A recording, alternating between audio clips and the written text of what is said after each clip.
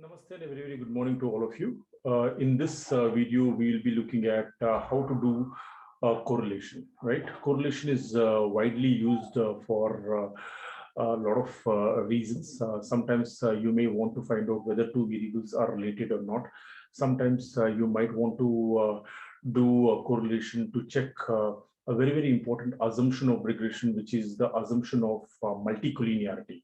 What do I mean by multicollinearity? By multicollinearity, what do I mean is that if the independent variables have high degree of correlation, that leads to a lot of problems. And this problem of independent variables being correlated while doing regression is called as multicollinearity, right? You may also want to do correlation to just inspect the number of factors, the number of factors that are present, right? So correlation can be used as a preliminary step for a lot of multivariate analysis. Correlation can be used as it is to just do a simple hypothesis testing as well, right? Now, to do correlation in this section, I will just pull out a data set. I'll just go to File, Open, Data, right? File, Open, Data. Any SPSS file can be opened through this sequence of steps. File, Open, Data. I've got a data set which is called as car sales. Let me just open this. As the name itself suggests, I've got the details of various vehicles here. Let me just check the sample size here. I've got 157 as my sample size. I've got manufacturer's details. I've got the model of the car. I've got sales value and MPG. MPG stands for mileage per gallon. I repeat, MPG stands for mileage per gallon. There are other important variables like resale value of each of these models. You have the type of the vehicle, price, engine size, right? Horsepower, wheelbase, width, length, curb weight, fuel capacity, all characteristics of the vehicle. This is what we have, right?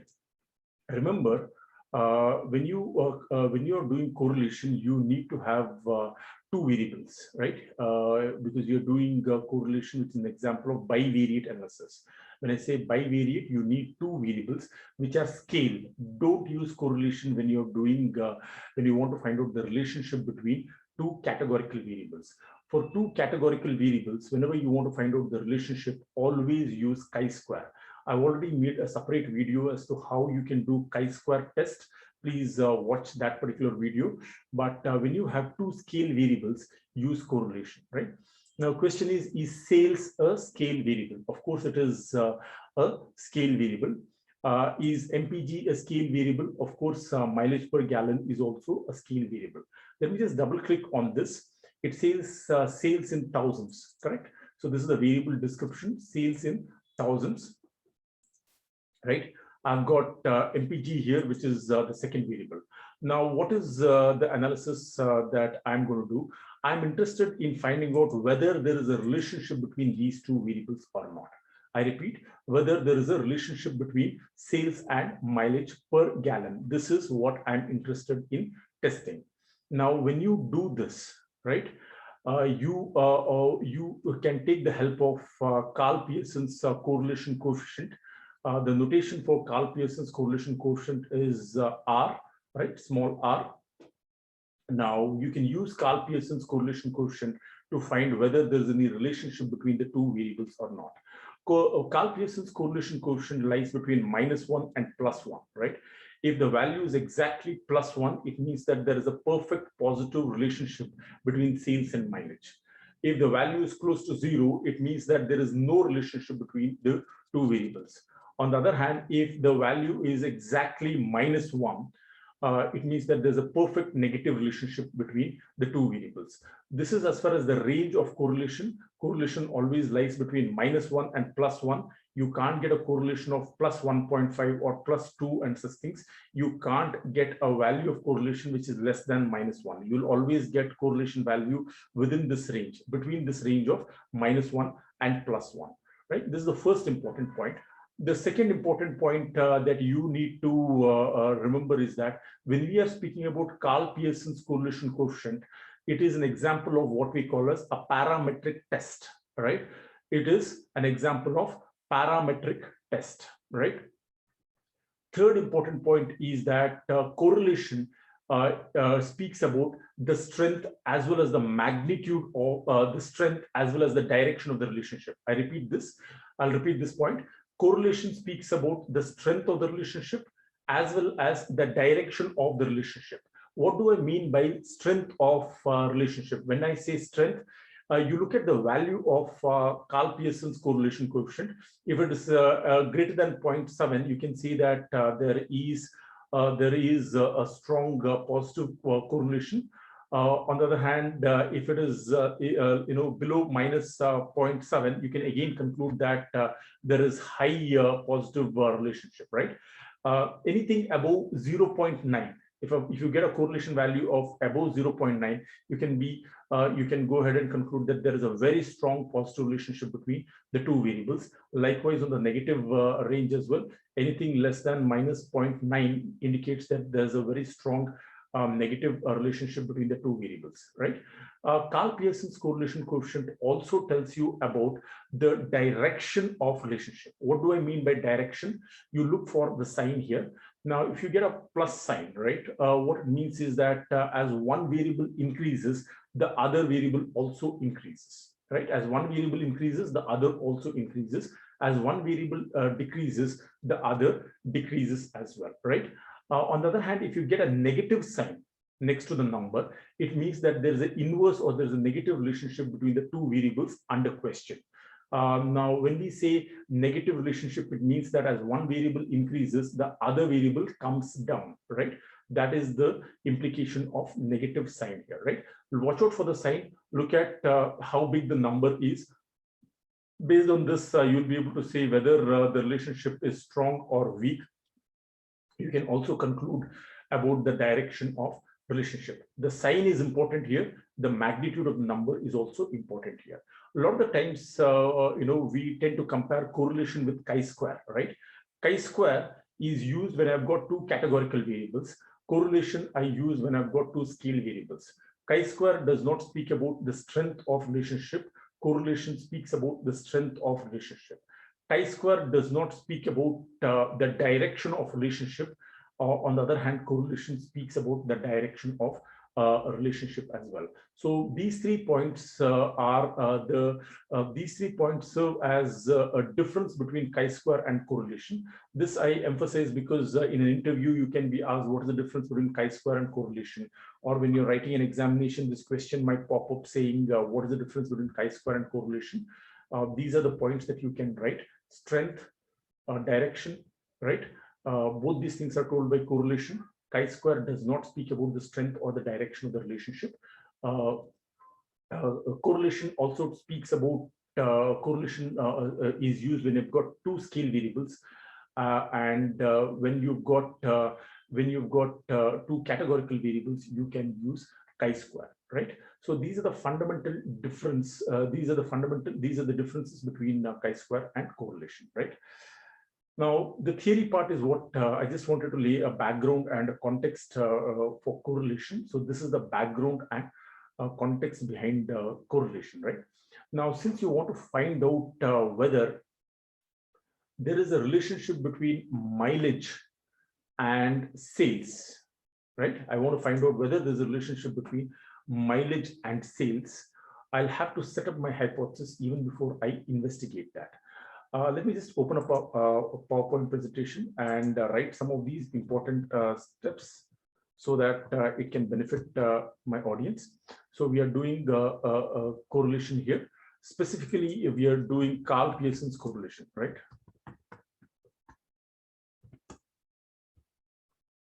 Karl Pearson's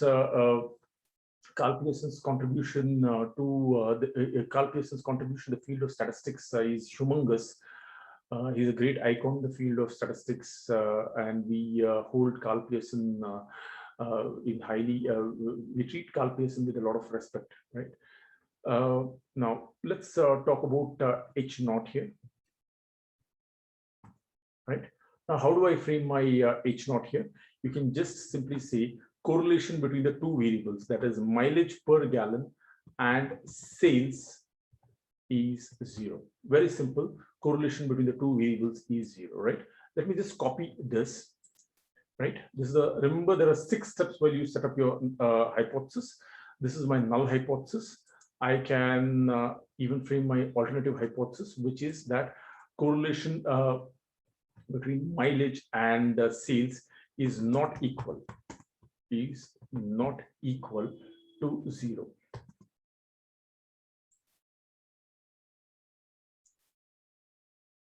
Right? You can just say is not equal to 0. Right? Whatever is your null hypothesis, your alternative hypothesis will be exactly the opposite of it. Sometimes people also write this statement here saying that correlation is insignificant, right? It is insignificant, right?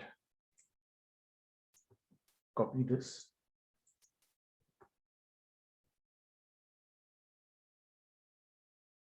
Here you can just say correlation is significant. This is just a verbal explanation that I'm giving here. Now, this is my H naught and my H1.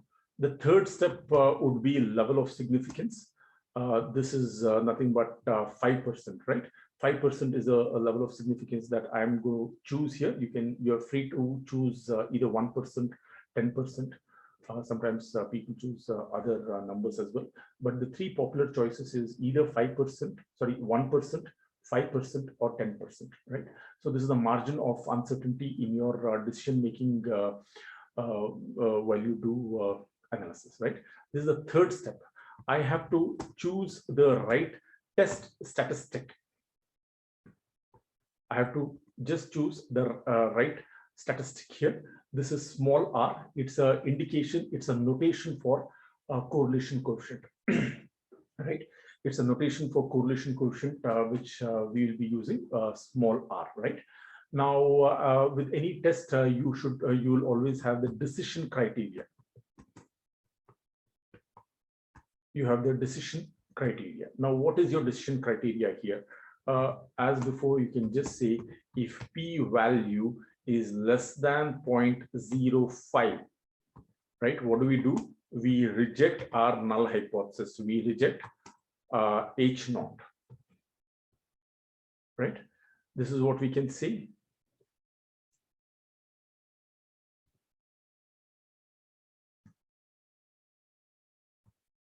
On the other hand, if p-value, P stands for probability value, is bigger than 0.05, it is larger than 0.05, you can just say we do not reject H naught, right? I have told this earlier. I'll repeat this. A simple way of remembering this is if P is lower than 0.05, that's what I mean. If P is low, null will go. If P is high, null will fly. Just a simple tool for you to remember how it works. Right. And finally, what I have is my conclusion. I'll have to sort of conclude accordingly. This is the first step, right? Please write your null hypothesis. The second step, you are going to write your alternative hypothesis. Third step is level of significance. The fourth step is testing test statistic. Fifth is your decision criteria, and the last step is the conclusion, right? Now I have not, this is just the skeleton. Whatever I'm showing you here in the PowerPoint is just the skeleton. This you can use the same format for a two-tailed test, right? For a one-tailed test, you have to slightly tweak this particular statement. Otherwise, for a two-tailed test, you can just use this. Correlation is 0. Correlation between the two variables is not equal to 0. I've so far not run a correlation here, and therefore, I'll have to quickly go to SPSS and run my correlation value. Setting up null hypothesis, alternative, and level of significance at, is all your responsibility. SPSS does not do it, right? SPSS has a primary responsibility of giving me the correlation value and giving me the P value. These two things are given by SPSS. These are the only two things wherein SPSS takes responsibility. Let me come back to my data set. To draw your attention, it is sales and mileage. How do you do correlation? Please click on the Analyze menu, right? Please click on the Analyze menu. Now here you have an option called as Correlate, right? You have an option which is called as Correlate. The moment you sort of click on Correlate, you see 4 different types of correlation. Now, there are other types of correlation like partial correlation. You can also look at distances and such things, and canonical correlation. I'm not talking about these 3 things. For today's discussion, I'll be mainly focusing on bivariate correlation. Please click on this. All the variables that you have will be displayed on the canvas to the left-hand side, right? Do I need sales here? Yes. So I'll just choose sales and click on the arrow. And do I need my second variable, mileage per gallon? Yes, I do need it because I'm looking at the correlation between these 2 variables, right? So these are the 2 variables that I am choosing. Either you can choose a 2-tailed test or a 1-tailed. I'll be choosing a 2-tailed test. By default, it will give you the Pearson's quotient. So let me just leave the default setting as it is. Now I'll be clicking on OK, right? Make sure that you have the Pearson's correlation clicked. You have the 2-tailed test. Please choose OK here, right? Very interesting. You will get a correlation matrix here, right? You see 2 variables, sales here and fuel efficiency. In the row as well, you see sales and fuel efficiency. Now, what it's saying is that sales, the relationship between sales and sales is 1. Of course, it will be 1 because we are talking about the same variable here. I'm not interested in the first box, right? I'm interested in the second box, right? Please watch out for what it says. Pearson's correlation value is minus 0.17, right? Pearson's correlation value is minus 0.17, right? Now it's a very, very tiny value. It's very, very close to 0. So I can conclude that there is a weak negative relationship, very, very weak negative relationship, right? The negative sign is very fascinating because the implication of the negative sign here is that it says that if the fuel efficiency increases, if the fuel efficiency increases, the sales will come down, right? There could be certain circumstances wherein more the fuel efficiency, lesser the sales. If you're talking about sports vehicles and such things, or SUVs, maybe this is still true. But you know, sometimes you get such counterintuitive results, right? You are sort of left wondering how can there be a negative relationship between fuel efficiency and sales. At least, you know, the more the fuel efficiency, I expect sales also to be high, right? There's a general understanding, but you can get such such dicey results when you're doing the correlation, right? Now there's a weak negative relationship. This is nothing but my R value. But more than the R value, what I'm interested in is the significance value.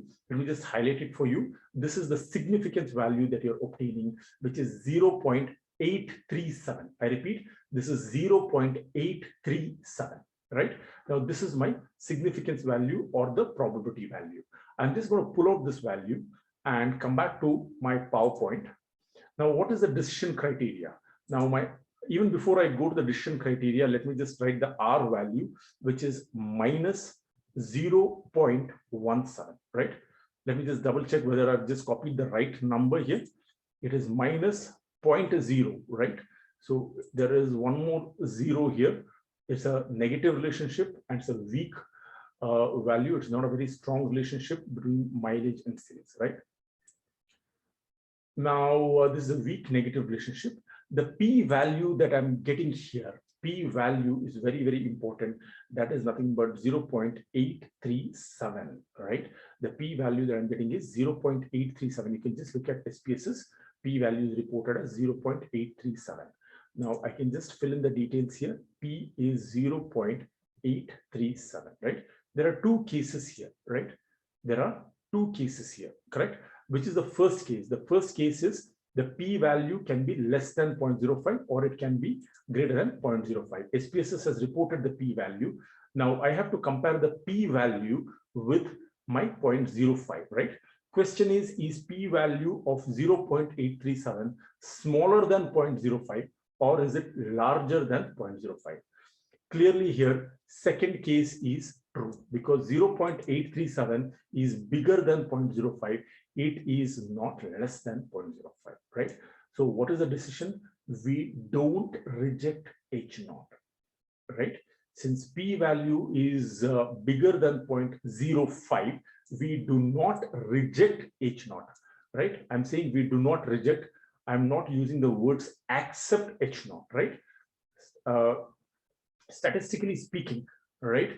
The question is, do I have sufficient evidence to accept H0 or reject H0, right?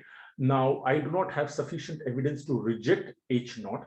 That is my conclusion here, right? Now, let me just highlight this for you.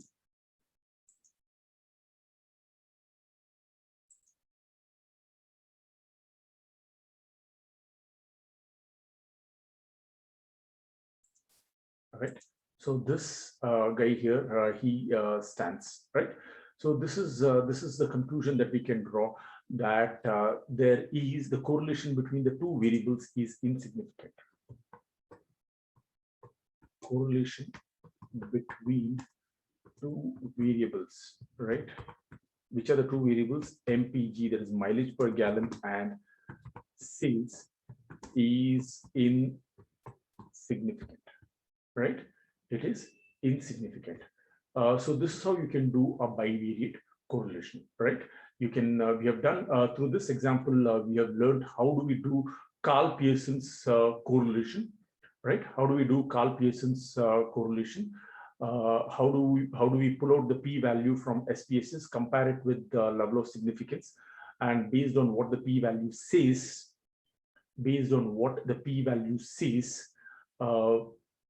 we can either accept or reject our hypothesis. Now, one thing that I'd like to draw your attention is something which is very, very important, right? Now, the procedure, everything that we have done is right? Everything that we have done in terms of setting up the hypothesis, alternative hypothesis, level of significance, testing of test statistic, decision criteria, the way we have framed everything is right. Despite this, there is a small loophole in the story, right? There is a small problem with this entire analysis that I've done, right? So I'm just going to call this video just to illustrate, just to demonstrate that this is not the correct way to do correlation. Everything that you've heard so far in terms of H0, H1, this is the way you do it. But just a word of caution here, there are certain important things which I have ignored. There are certain important things which I have violated. And therefore, this step of this correlation value and the probability value, I cannot treat as though it is right. It is not appropriate for me to do correlation in this particular way, right? There are small mistakes in this, not small mistakes. If you actually think of it, you know, I violated very, very major prerequisites and such things, which I will be talking about in the next video.